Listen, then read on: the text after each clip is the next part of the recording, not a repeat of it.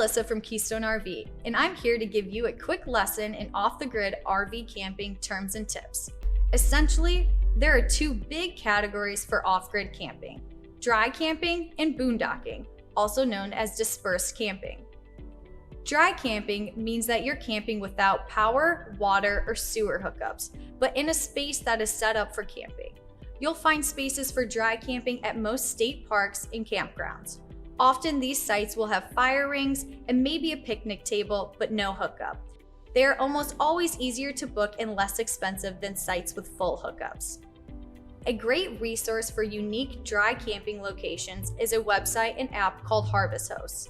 Harvest Host has partnered with hundreds of local businesses, from vineyards and breweries to golf courses and museums, to offer free dry camping sites all over the US.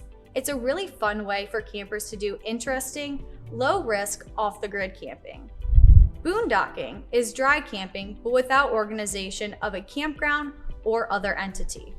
Also known as dispersed camping or free camping, boondocking is camping on public lands like in a national forest or BLM lands that are designated as available to camp on, but where there is no real organization in terms of campsites. You simply head down a road, stop, and set up camp. A couple of boondocking pro tips before you take your rig down an unfamiliar road or path: scout it.